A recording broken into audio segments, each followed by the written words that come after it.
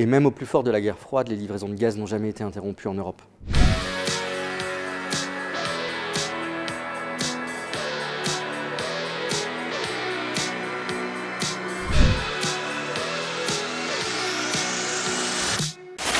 On voit aujourd'hui qu'il y a une certaine naïveté dans la préparation face à la crise potentielle avec la Russie. On dépend à plus de 40% pour le gaz du gaz russe. Il y a certains pays qui en dépendent quasi exclusivement, comme la Finlande, la République tchèque.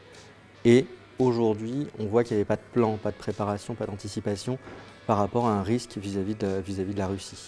Il y a des investissements qui auraient pu être faits il y a plusieurs années, qui manifestement n'ont pas été menés, et qui amènent à des hausses de prix et qui amènent aujourd'hui à des incertitudes sur notre capacité à avoir de l'électricité et du gaz cet hiver et l'hiver prochain.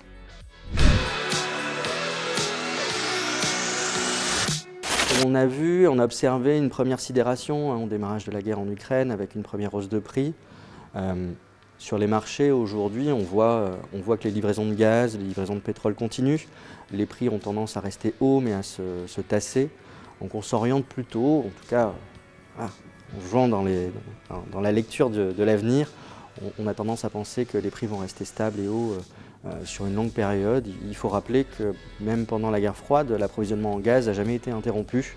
Il faudrait une crise très grave pour que la Russie décide d'arrêter d'ouvrir les vannes de gaz en Europe. On peut se dire aujourd'hui, quand on voit la difficulté de nos centrales à être à plein régime et en parallèle les difficultés d'approvisionnement en gaz, c'est que les prix de l'électricité devraient être hauts pendant plusieurs années. Aujourd'hui, le ministère de la Transition écologique a demandé un audit à RTE sur l'approvisionnement, la sécurité d'approvisionnement pour l'hiver prochain, ce qui veut dire et ce qu'il a supposé que des actions seront nécessaires. En particulier, on peut imaginer que les Américains vont être très contents de nous vendre leur gaz de schiste.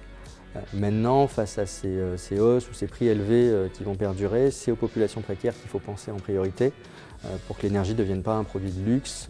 C'est des populations qui n'ont pas forcément la capacité à investir pour diminuer leur dépendance à l'énergie.